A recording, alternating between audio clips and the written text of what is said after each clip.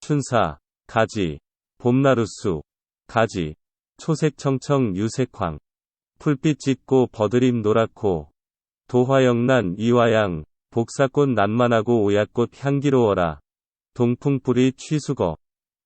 봄바람 불어도 시름은 불어낼 줄 모르고, 춘일편능 야한장, 봄날은 도리어 마음속 하늘 길게도 불러내다니.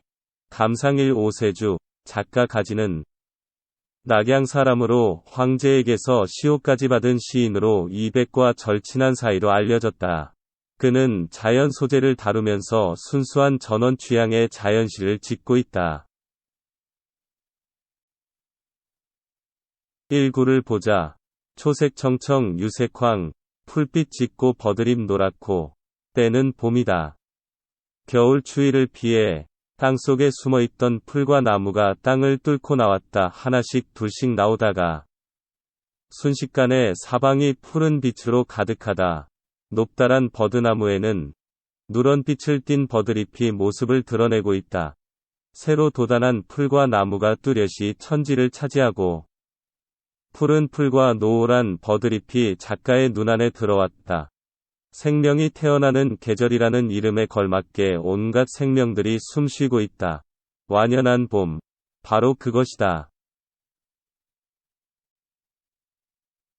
이 구를 보자. 도화영란 이화양, 복사꽃 난만하고 오얏꽃 향기로워라. 복숭아꽃은 천지에 어지럽게 피어있고, 오얏나무꽃은 한창 향기를 내뿜는다. 물론 날씨는 덥지 않고 따뜻했으며, 햇빛은 맑았으며 하늘은 옥빛이었으리라. 이 속에 작가는 모든 일상을 잊고 그 속에 서 있을 것이다. 봄에 젖어 있는 것이다. 1.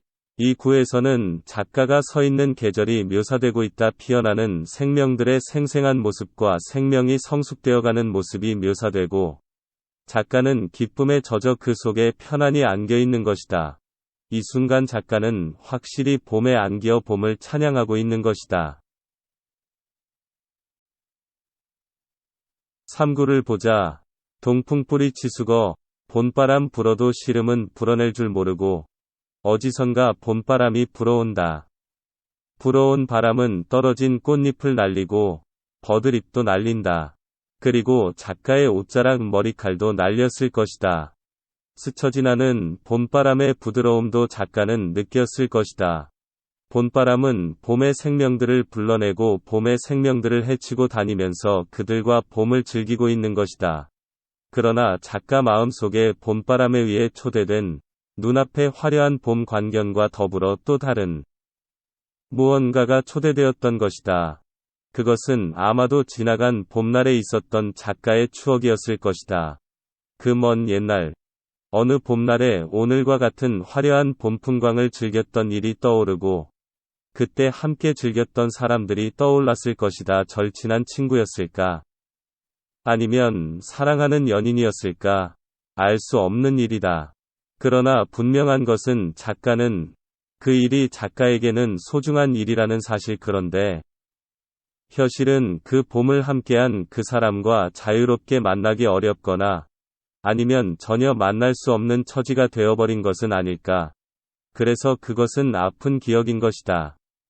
그 기억을 무정한 봄바람이 자극한 것이다.